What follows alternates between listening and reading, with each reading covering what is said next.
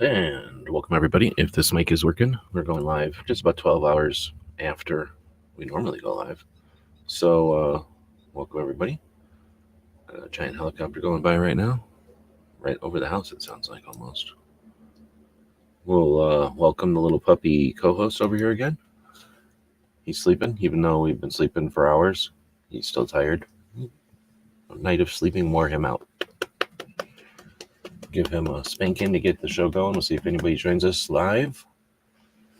And then we'll put this back up on the screen. And we'll put the puppy down here. How do we do this?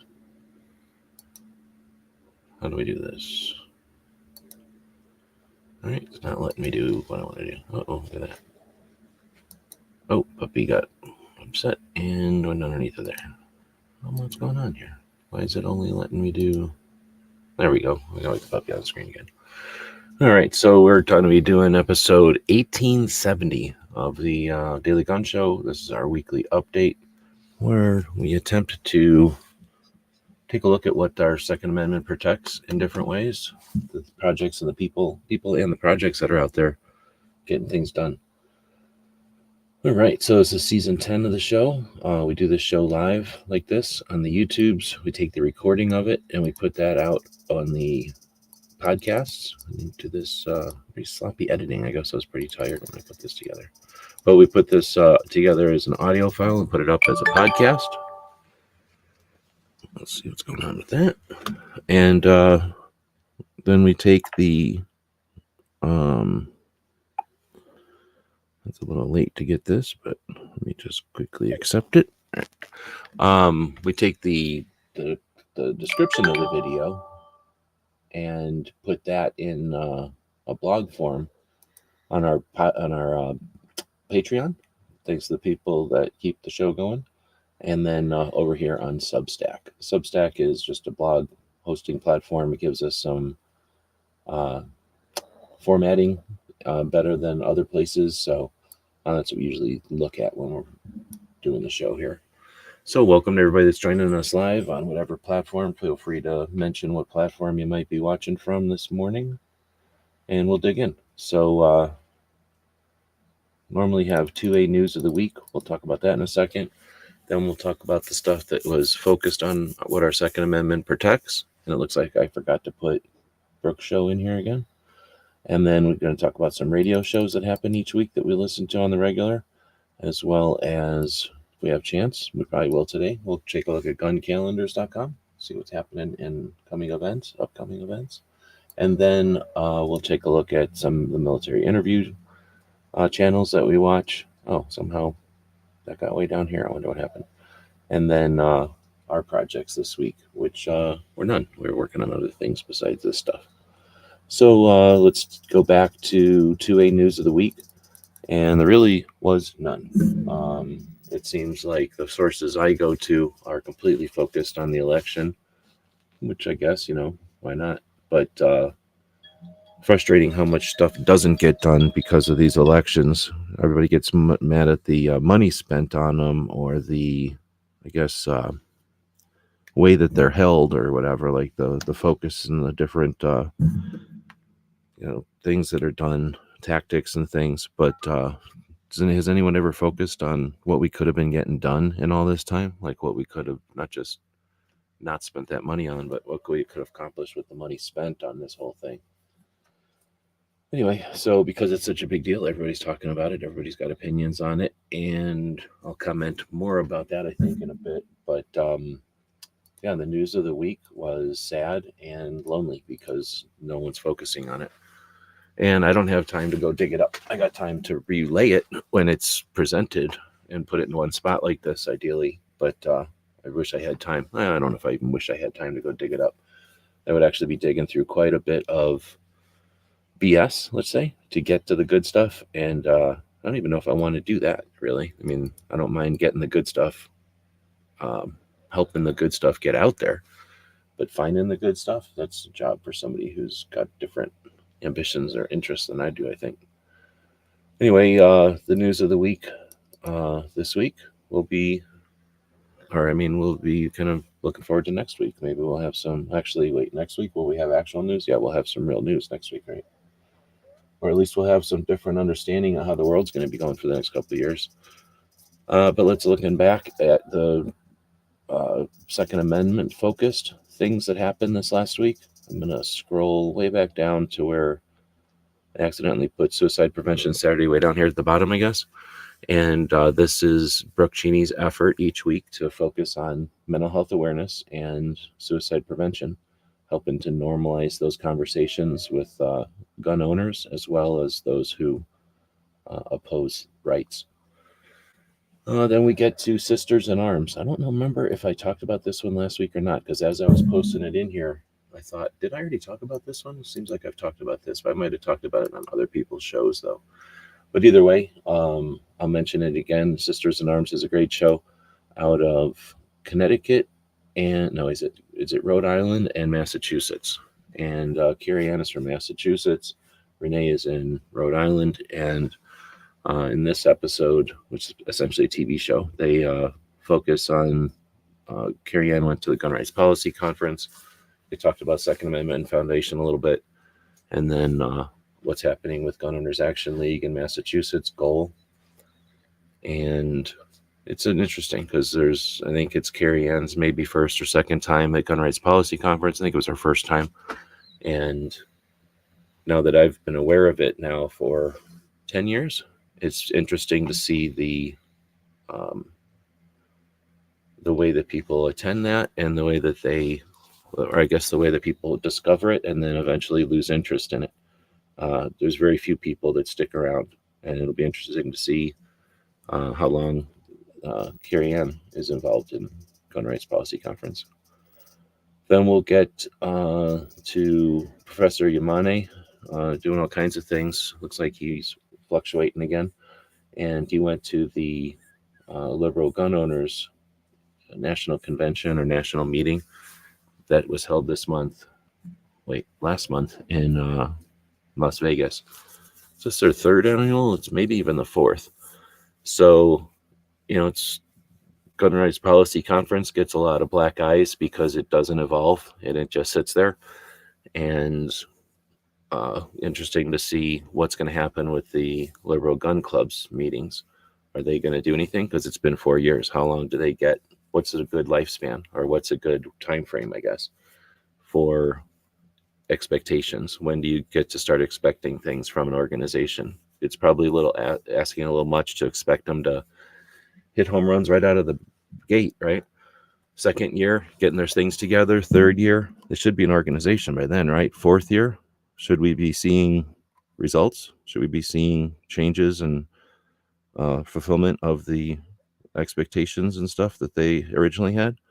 So anyway, that'll be interesting. I'm not paying any attention at all to it. So if anyone is out there focused on this at all, please let us know. Do some kind of coverage of it. This is, let's see, the next one is the pod. Oh, we're already into gun talk. So not a lot of 2A stuff happened this week that I'm aware of. If I'm missing anything, let me know. It's super easy to do because I've been busy.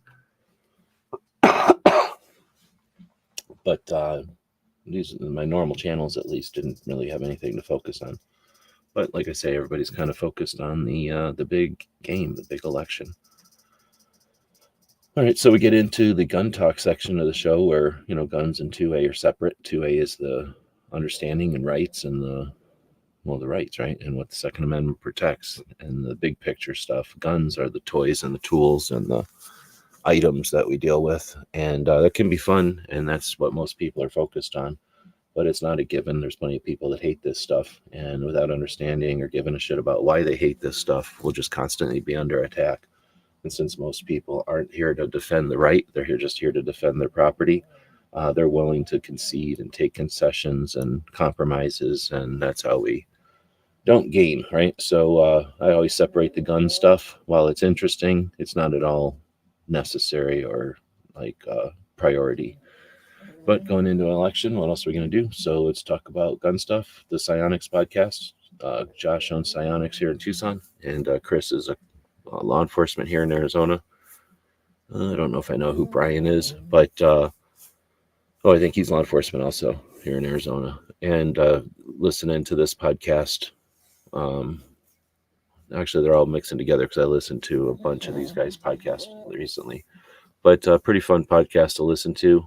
Maybe I'm biased because I know most of these people, but filmed here in Tucson. SIONICS are built here in Tucson, so they have a real honest and kind of a fresh perspective with their podcast. They're not trying to be know-it-alls. They're just talking about the stuff that they do know about, the things that they've experienced. It's pretty interesting. Let's see. It's a lighter podcast than some of the others for sure. Then we get to Riding Shotgun with Charlie and Meet the Pressers do their co-host thing where they both get together and run an interview with one of the people. Usually it's somebody that they've each had on before. I think in this case it was not. This was the lady who got the French fries from Trump at the staged McDonald's press event thing that the left hates and the right loves. So listening to these guys talk to her was interesting. Giving her a chance to have a microphone is cool too, instead of just using her as a opportunity to either hate Trump or love Trump, right? Then you get, I guess this is probably making fun of the photoshopped Harris picture, but the Guns for Everyone did a chat and went live for a while. You know, they're having a unique position or perspective on stuff, so they don't get a huge audience. So it's interesting to listen to them, listen to what they've got, you know, like, again, from their perspective on stuff, which is not right or wrong. You know, it's their perspective, and half the time it's in your face or something, but it doesn't make it wrong and doesn't necessarily make it right either. But it is great to hear other opinions than to only listen to an echo chamber or listen to what you have listened to in the past and hear it again and again. Again, we don't evolve at all that way. And we become victims real easily when we only know one tune, right? Let's see. Then we got the Gun and Gear Review podcast. The guys that talk about guns and gear each Tuesday. They do this at the same time as Ghost and everybody else. So a lot of multitasking on Tuesdays if you like listening to live stuff. Speaking of live stuff, that ain't going to happen anymore and got posted way after the normal appropriate moral posting time. So some people went to bed at a reasonable hour once there was no post. And then it turned out that the show did happen. So there was I think the last mouse party ever. There will be no more mouse parties. Or I'm wrong and there's another mouse party. I wasn't there, so I don't know. Then we got the 2A radio shows that happen each week. We're whipping through the show today. No feedback from the audience. This is what happens. So it's not your fault that the show's going fast. But if you were here and chatting, the show would go longer. So we're going to talk about some radio shows. One of the big ones is the Cape Gun Works, Rapid Fire Radio. Toby's been dealing with what's going on in Massachusetts and helping to keep that message out there so that their rights don't just disappear and gun owners don't, without any organization, get just destroyed in Massachusetts or encouraged to leave, which is probably one of the reasons Massachusetts is doing what they're doing. They don't want to make it comfortable or useful or practical or economical or even comfortable. I don't know if I used that one already, to be a gun owner in Massachusetts. They want them to leave, right? They want them to change their ways or leave. And without people like Toby and Grace and others who are keeping the pressure on, they would essentially get their way, because it seems like, listening to a lot of the conversations, there's a good majority of people who are satisfied with, well, this is my, reason to leave Massachusetts finally. So that'll be interesting to see how that all turns out. But one way you can keep up with it is by listening to the shows. So Toby goes live with Grace for a segment called 2A Tuesday on Tuesdays. And I don't know if the picture was just him in the studio. I know he's been doing a lot more appearances trying to get the word out. But usually it's a phone-in thing, and Toby listens, or he does it through the YouTube, so there's a live element to it, and he's really good at keeping up with the live comments as well as answering the questions to the callers. So that's a fun show to listen to and be involved in. It's a really interactive text chat on Toby's shows. Then it looks like he had a conversation with Jim Wallace, who's running Goals, Gun Owners Action League out of Massachusetts. And this was probably at some event that they were holding to get signatures. I think this is a rerun. And then I don't know how many people watched the Trump interview, but it was interesting to hear Trump and Joe Rogan chat for 3 hours. And if you listen to this one and you watch one of the Harris ones, I think there's a pretty big difference in the way that they handle themselves. Of course, there's a lot of Trump hate, blind Trump hate, angry Trump hate, and there's going to be a lot of people that won't accept that he was fairly cognizant. What is the word? Like he was just a regular dude chatting for 3 hours like anybody else. No decline or nothing. I've heard a lot of people suggest that he ain't all there. I mean, that interview didn't do that for me. But as far as his messages and if he rambles or whatever, there's a lot of people that expect presidents to be some sort of something in their mind. So I just imagine 3 hours of Trump being Trump is going to be too much for some people's gaskets. But I don't know. I don't know if anybody's winning anybody over at this point in the election or not. But it was interesting to see one of them essentially sit there, and he wasn't grilled by any means. I don't think he was handheld or he wasn't fed softballs. But he didn't answer questions he didn't feel like answering for sure. But he certainly sat there for 3 hours comfortably, without any kind of discomfort or lack of awareness or focus or anything. So I think a pretty decent test of endurance. Maybe that's the word I'm looking for. I've heard that the Vance interview with Rogan is interesting. So I don't say Rogan's my favorite or nothing. I really don't. This is the first time I probably watched a whole episode since I've seen the Ed's Manifesto one. I've only ever seen clips of Joe Rogan shows, but I do think there's value in watching something like a president debate from start to finish instead of just watching the clips. Because once you've seen the whole thing and then you see the clips, you'll have a whole other level of disrespect for anybody that shows you a clip again. Because they all have they all have some agenda they're trying to push with the editing of that clip. And when you've seen the whole thing and you see the piece that they chisel off and present to you, or what they're presenting to people who probably haven't seen the whole thing, you get a lot more insight into who's trying to feed and who's trying to manipulate. So it's kind of interesting to see the raw footage on some of these things if you can handle it. All right, I think we got time. Really, is that right? We're only 18 minutes in. I'm talking too fast. I need to talk slower so that the show lasts longer. So anyway, this is the guncalendars.com. And thanks to our Patreons. I'll scroll all the way down to the bottom. There'll be a thank you to our Patreons, the people that make it possible for us to keep this place going. Now, this is back in 2022. I can tell you that probably 5 of those people aren't even Patreons anymore, but we do appreciate the time that they did financially support what we've got going on here. This is a website, and you can see there's not a lot of ads. There's actually no ads on here. All there is some advertisements, I guess, for Minuteman and Every Second Matters, Second Amendment Foundation, Arizona Citizens Defense League, Jews for what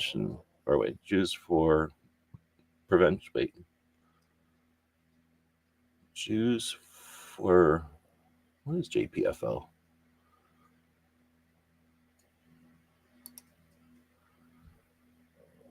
Jews for the Preservation, there we go, of Firearms Ownership. I knew the J and the FO. I couldn't remember the P. And then we got GOA. And, what is this, a $6 million operation, a less than $1 million operation, and I have no idea how much Arizona Citizens Defense League makes, but they make too much money, that's for sure.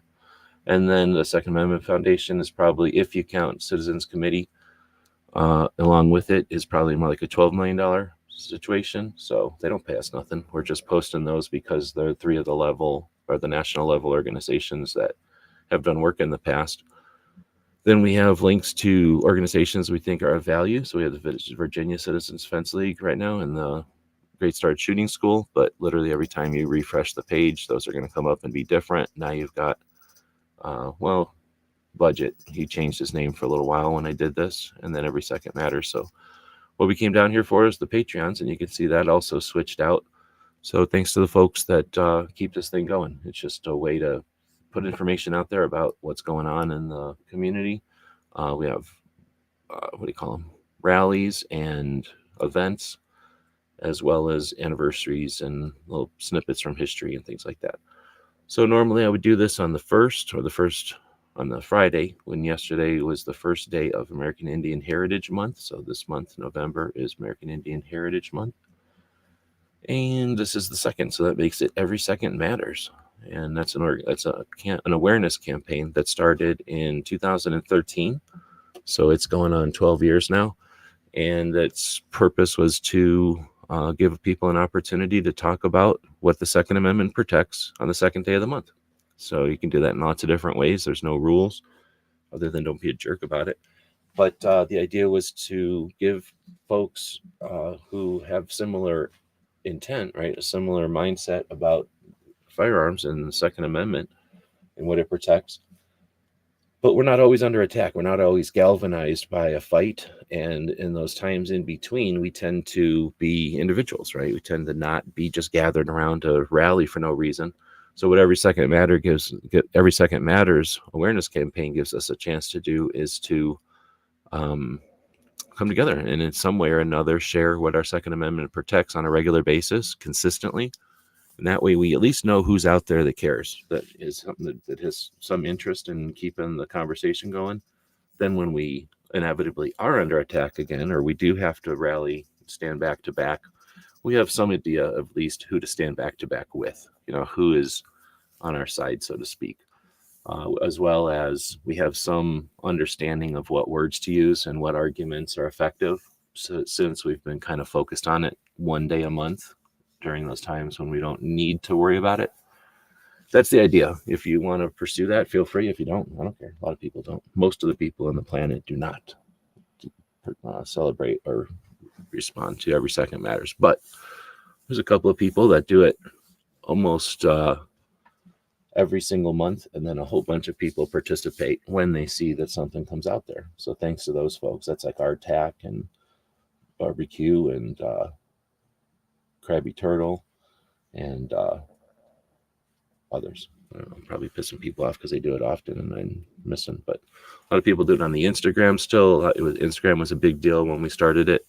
A bunch of folks still do it on the YouTubes, and anybody that does it anywhere else is a hero, because that's literally cutting new ground with it. All right, so tomorrow will be the end of daylight savings time. So all of y'all are going to change your clocks. I don't change my clock, but all of y'all change your clocks. So I have to deal with the repercussions, and that's annoying. So you can think about the poor people in Arizona who have to now have a whole different schedule because all the rest of y'all insist on changing your clocks around without telling the rest of us. So we're doing a service here for the people in Arizona. Everybody else is about to flip around. And we have to now be 3 hours difference, or no, we'll only be 2 hours difference from the West Coast. Ugh, that means we're going into Mountain Time. Ugh. Mountain Time shouldn't exist. It's a dumb time zone. That's controversial, I know, but I'm saying it. Let's see. Dr. Richard Gatling patented his machine gun. So it looks like tomorrow, day after tomorrow, on Monday, will be the anniversary of the machine gun. Well, the Gatling gun, I guess I should say. This is actually poorly worded because it's not really a machine gun in my mind. But anyway, it's a machine nonetheless, and it is a Gatling gun, and it was invented in 1862. The next day is Election Day, and the day after that is the beginning of the Outdoor Retailer Show. So that's an event, kind of like a little tiny version of SHOT Show that happens now in Salt Lake City for camping stores and surplus stores. Well, it's really for camping stores, I guess. Sports stores, outdoor stores. Wanamaker is next weekend. So coming up next weekend, the 9th, is Wanamaker. That would be awesome to be able to get out there. But it looks like my van's about $5,000 from being able to get there. So it'll be a little while before I get to go to Wanamaker. House of Representatives passed the Brady Bill. That anniversary is coming up on the 10th. And the Brady Bill is a lame bill that's gone now, but it was essentially the beginning of a waiting period. The beginning of, I guess not it was a waiting period, but also a background check. And that was the first kind of instance of it. It immediately went away because it was challenged. And then the stupid Nix came around and no one challenged it. So if you want to get mad, don't get mad at the NRA, get mad at Republicans whenever the waiting period, the background checks were passed. Then we get Veterans Day on the 11th. Oh, I guess I'm not paying attention. So Veterans Day is coming up. So who are veterans? Veterans are people that served in the military and they're still alive. Memorial Day is for people that paid the ultimate price and who passed away, who maybe have been veterans and have passed away. So what does that mean? On Veterans Day, you really do not need to put any kind of pictures of a cemetery because veterans are still alive. No need to throw a flag on the ground because most veterans respect the flag, and throwing it on the ground is not respecting the flag. There's no reason to take your filthy item that you're selling probably, throw a flag on the ground, and then throw your item on there. That doesn't make a veteran want your shit more. It makes a veteran think you have no respect for the flag or us, or veterans, I should say. So Veterans Day, the 11th, you can pay for somebody's food if you want, but that's lame. You can buy them a cup of coffee. That's probably a little bit more appropriate. Or you could just listen to a story or say, hey, and leave it at that. You don't have to bend over backwards. Nobody, and I don't know anybody that ever enlisted so that somebody else would bow down to them. People enlist to serve others. They enlist for some kind of family reason. They enlist for self-improvement. They don't enlist for a bunch of asks for veterans respect or like thanks for serving stuff. So most of the people that dig that, well, I'm not gonna say nothing, but you don't need to do nothing on Veterans Day. Maybe think a little something of the people in your family that served. Most of us have people in our family that have served. Maybe say something to a family member or something, ask a story, but definitely don't need to throw a flag on the ground. Let's see. Then we got Sturm, Sandy Sturm died. So there's Ruger was Sturm Ruger for a long time, but Sandy died at a relatively young age in 1949, and that's when the Ruger bird went from black to red, or red to black, I forget. But that's when they changed the color of the logo, and that's when they switched eventually to Ruger instead of Sturm Ruger. And if I remember right, Ruger was the inventor, and Sturm was the guy that said, hey, let's make a business out of this. So he was influential in the beginning of the company, and then passed away at a relatively young age before the company even really kicked off back in 1951. Let's see, we're looking pretty far ahead at this point, but November 17th, the National Rifle Association was chartered back in 1871. So it's our longest standing and largest organization that's focused on firearms. And of course, they have a unique situation as being hated by both the antis and a whole bunch of people on our side. So isn't that fun? That people who would rather make $10 selling you a membership to a national level organization that isn't NRA would rather sacrifice the NRA, or I should say sacrifice the NRA's reputation in order to get you to buy that $10 membership that they only see. Actually, it's not even. It's a $30 membership that they get $10 of. If don't know how it works. When you buy a membership through somebody's link, they're getting $10. So their incentive is to get the $10. They're only going to get that from you once. So it's a do it and forget it type of thing. And they could care less what they're burning along the way. So hatred of the NRA on the gun owner side, interesting element. So those are people who have been watching for a while. Have got to see that happen. Oh, we got new, new committee members on the NRA, and the people that were loyal to Wayne and the old regime are either gone already or leaving. So anybody that's still singing those old songs that started with the people that wanted $10 from the other national organizations, it's about time to start questioning them on their awareness, because it's not the same as it was. All right, well, so there's the calendar, and if you know something we're missing from the calendar, let me know. Put things in there as necessary so that I try to keep a good, well-rounded, look at the gun community in there. All right, now we get to the military interviews. So there have been fewer of the military ones, honestly. There's been more of these, I'm going to call them police interviews, because I consider Border Patrol police more than the military. But Borderlands is one that comes from Ironclad, and I think I got 2 of them in here this week. So this first one is a guy, not my favorite guest.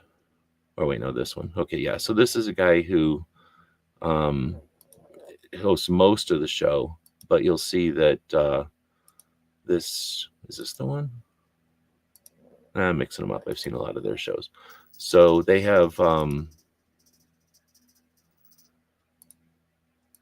this one was all right. I was thinking of a different one. This one's worth watching. They also have a 3-part one, and that's what I saw here. Is there's one of them that most of the show is just looking at a little TV like this. That one's hard to watch, and there's like a 3-part series, and that was part 3 of their series. I guess I didn't link to it, but that little introduction here must be a commercial for it. It's worth watching. The data is good, but the production value sucks. I don't know what Ironclad is thinking. They have weird production value. This one, though, was kind of interesting. Another perspective on, well, all of it. You know, the fentanyl is an aspect of the cartels, really. And people that are really paying attention aren't from this country. The people that are really paying attention are typically international journalists. And a lot of them are there or go there or been there. And that's why these interviews are more of value than listening to American reporters tend to read the internet and just tell you what they've read. Let's see. Then this one was kind of interesting about fighting the cartels and where we would fight them. How, you know, a lot of people say, well, let's just go fight the cartels. It's sort of like saying, let's go fight people that work for Pepsi. Like, how do you even know who works for Pepsi unless they're wearing a Pepsi uniform and standing at the Pepsi factory? And what if they're standing at the Pepsi factory wearing Pepsi's stuff because they're fans of Pepsi and they're just having a rally? So it's hard to know when you're talking about some things when they're not, what do they call it? State actors. When you're, when you're acting under the rules of the Geneva Convention and complying with all the appropriate uniforms and whatnot, then it's easy to tell who the players are, who the actors are on the field. When you're talking about cartels, it's a different situation. And not to mention the way that they're incorporated into life and society in the countries that they affect. It's sort of like fighting the mobs of the 20s. You know, is it because anybody's wearing a suit is in the mob, or somebody's wearing a suit because the mob made it look cool and they try to look cool? You know, is that person in the mob and they're just wearing overalls? Like, how do you know who's in the mob back in the day? And they didn't just go arrest everybody who was standing around the streets of whatever city the mob was in. So, and they did do that in El Salvador. I don't think we've talked about it in here, but there's a really good show about how they got rid of the M13 gang, essentially, at least for the time being, by literally arresting everybody, anyone adjacent to it in El Salvador. And now there's people in El Salvador that are in prison cells that have hundreds of people in a cell where you can't even move, sit down, or anything. There's like so many people packed in there that they're essentially rotting away of all kinds of weird diseases that you get when you can't even hardly move and you're constantly in contact with other bodies. So you end up being a real different country than other countries when you take that many people and put them into those kind of conditions. But we'll move from that to wherever I put suicide prevention down here. At least they'll get a second mention. So again, if you want to see a project that happens every week that's focused on moving the ball on the field and changing things by creating more awareness and ability to have conversations about mental health and suicide prevention, again, with both antis and people on our side. Brooke's doing some of the best work out there on a consistent basis. And then, like I say, we got big things coming, but nothing this week because I've been doing other things that have nothing to do with this stuff. So trying to keep bills paid and everybody happy. It's not always easy, but that's what everybody's trying to do, right? So with that, I guess we'll wrap it up. I'm completely disappointed with the lack of participation in the chat. The internet is for both everybody, right? You and I. So if you just want to listen to somebody say stuff at you, I'd go watch TV because they will just tell you stuff and you can't do nothing about it. Go watch a movie. You can watch it and nothing will happen. You can't say anything about it. On the internet, you're allowed to type in on your side of the internet and it shows up on the other side of the internet. And that's called communication, interactivity. That's what I value. hopefully people will show up that value that as well, even when we do this 12 hours late. So don't be ashamed of yourself. Just know that you could have done better if you were listening live and you didn't even bother to comment. With that, we'll end this one. I won't whoop this little puppy, the puppy co-host, because of your inactions, but know when the puppy is sad, he's sad because you didn't type nothing. Poor puppy. Don't be sad because those people didn't type nothing.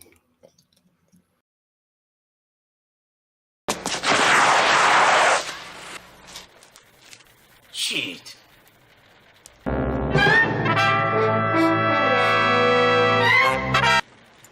Ninja? Ninja!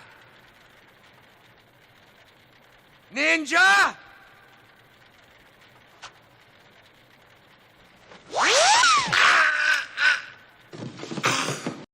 It's 11:59 at Radio Free America, and this is Uncle Sam with music and the truth until dawn. Right now, I got a few words for some of our brothers and sisters in the occupied zone. The chair is against the wall. The chair is against the wall. John has a long mustache. John has a long mustache. It's 12 o'clock, Americans, another day closer to victory. And for all of you out there on or behind the lines, this is your song.